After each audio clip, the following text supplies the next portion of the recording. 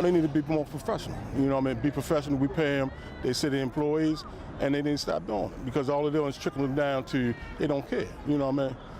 You know, I mean, it's still murders going on, but then they're going to add to it. You know what I mean? Do the right thing. Just do your job. That's all. Let's open up the arena. Let's get to work. First up, the nationally syndicated car coach who travels the country speaking about more than just auto safety. Follows current events like a race car driver follows a checkered flag. Let's welcome back Lauren Fix.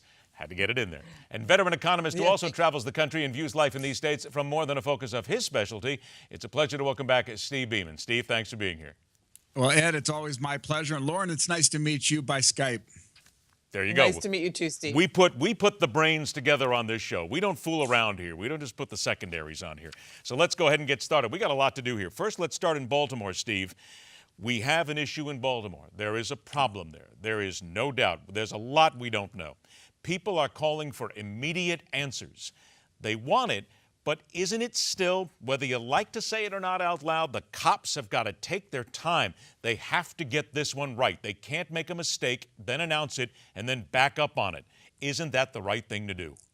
There's no question there better be some really strong information flow on this. It's understandable why people would be upset when you look at what we do know.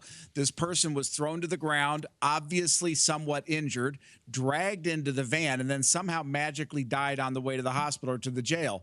There's something here we don't know, and I think the police have to be extremely careful how they release the information, making sure it's the whole truth and nothing but the truth, and then let the chips fall where they may. Lauren, every good race car driver and every good athlete knows patience. I think in this case, while some people don't want to use the word, we have to use it. You've got to get it right the first time, or we could be looking at a riot situation in Baltimore.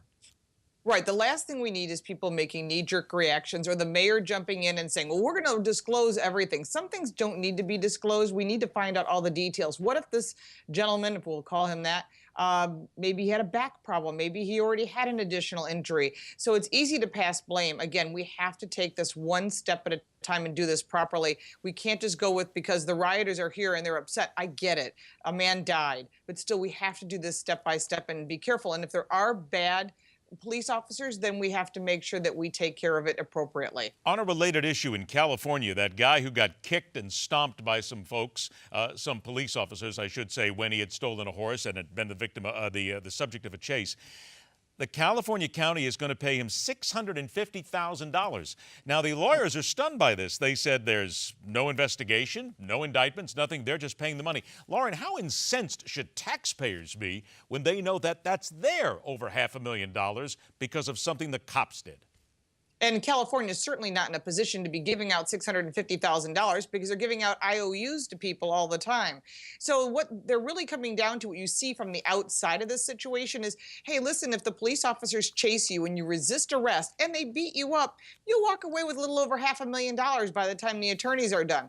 That's kind of the message that they're sending, whether that be true or not. So to automatically pay out to sort of shut the guy up is not the way to do it. And he wasn't even looking for money. That's the part that really blows me away. So basically, we're just going to pay the guy off and tell him to zip his lips. But we don't know much more than the fact that multiple hours of chasing this guy down because he didn't want to be arrested. That's absolutely absurd to pay these people off. It's not the way we should be doing business. It sets a bad precedent. Steve, let me get you on an economic issue here, turning tables now to what's happening in Oklahoma.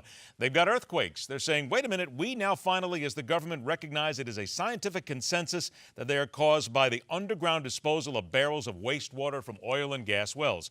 Wait a minute, there's a lot of money that we're talking about here, but we are still talking on Earth Day about something that in essence is destroying the planet. How concerned do we need to be about this?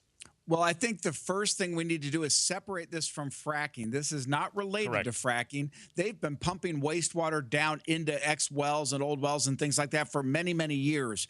I do think this begs more questions. You know, those of us in the pure capitalist side and want to see free markets expect and, you know, don't mind regulation in this area. We need to study this. We need to make sure that we're not damaging things and creating bigger problems through naive disposal of wastewater product out of these wells. Isn't that the one thing, dude? The word in there, Steve, naive. Whatever happens, whether it's fracking, whether it's wastewater disposal, whatever it is, it does have an effect on the planet one way or another. We've still got to not be naive and think that we just drop it in the ground and all of a sudden it goes away. That's exactly right. I mean, I think all of us are conscious, want to do best for the earth. It's where we live. By the same token, we don't want knee-jerk reactions on either side, either doing things that turn out ultimately to be bad or over-regulating things that turned out not to be bad. Both of you, please stand by. Lauren, you're going to be up first as we have a knee-jerk when it comes to electric cars and cars with gasoline. Lauren Fix and Steve Beaman will join us. We'll come back. We'll talk about that and much more as we continue in the arena right here on MidPoint.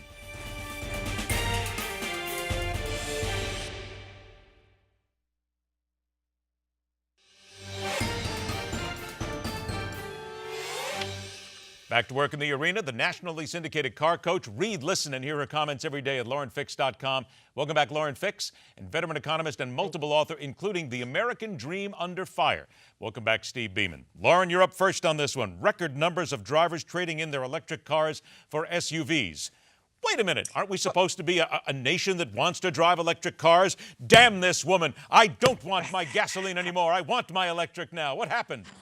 Well, gee, it sounds like my prediction came true, and that President Obama wants 1 million electric vehicles on the road by 2015. Well, here we are at 2015, and we're just 800,000 vehicles short. And guess what? People that bought hybrids and EVs thinking they were doing the right thing, maybe the price of gas was high, they aren't buying them again. They're trading them in record numbers for SUVs. Why, though? Listen.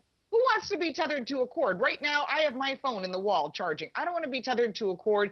It doesn't give you the ability to have bigger vehicles.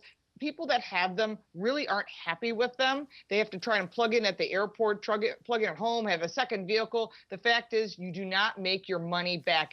You did take it $5 a gallon, 7 years. Well, no one keeps their vehicles that long, especially electric vehicles. You missed the most important thing here, Lauren. Wait a minute. You missed the most important thing here. They're not sexy. No. They are far from that. Although the Tesla is not bad, and I'm not a big Tesla fan.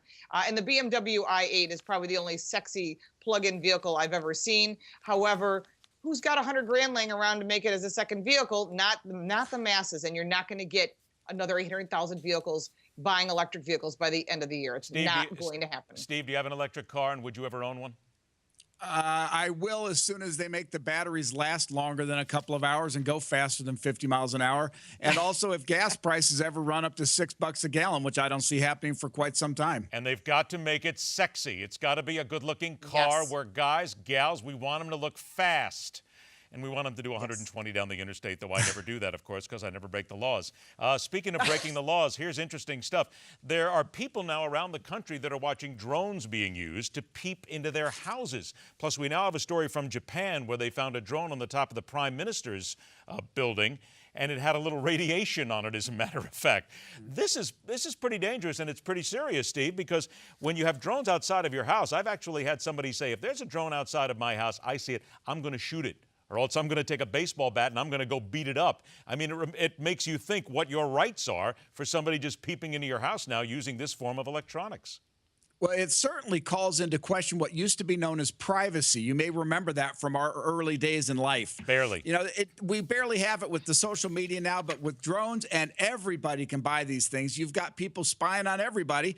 But to that guy who, had one outside his window, if I saw one outside my window, I would clearly take a baseball bat to it, and whoever owns it's welcome to come and challenge me on that. By the way, Lauren, if you saw one outside your garage or any place like that, if you had a gun, would you shoot it?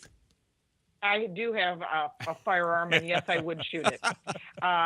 Number two, if I had a net, I'd find a way to capture. The one thing you have to be careful when you think about, the natural reaction is, why is this happening? You have to think, if there's radiation on it or some sort of poison, that may be the idea. So we have to be careful. The bad guys think one step ahead of us good guys. That's exactly the point, too, because these things can now be used to deliver just about everything. About 45 seconds left, Ben Affleck found out that one of his relatives was the owner of slaves. He felt he had to apologize. Lauren, do you think he had to apologize for that? The past is the past. He can't control that. And if it is what it is, he'd say, geez, I'm really sorry about what happened. But to hide it makes it even worse, because now he's brought more attention to it because it was on a PBS show. No one probably would have seen it. It's certainly not big numbers like NBC would have seen it, or Newsmax for that matter. So, what ends up happening is he brought more attention to himself in a very negative way. Steve, I would have to say that, yeah, don't hide it. Just come out and say it. But maybe, do you really have to apologize for it? I found myself apologizing asking for my ancestors' participation in the Peloponnesian War. Really sorry they did that. They shouldn't have, but they did. You know, this is a chapter in America that we closed over 100 years ago. We're all sorry as heck it happened. None of us think it's justifiable, but, you know, 500,000 people died trying to solve that problem. And I do hope we can move beyond the thought that, gee, you might have done this 200 years ago and your great-great-great-grandparents. And let's say this, he still hasn't apologized for Gigli. Lauren Fix and Steve Beaman, thanks so much for joining us. Always a pleasure. We'll talk to you guys again. Thank you much. Thank you. All right, coming up next, a different take on Earth Day on MidPoint.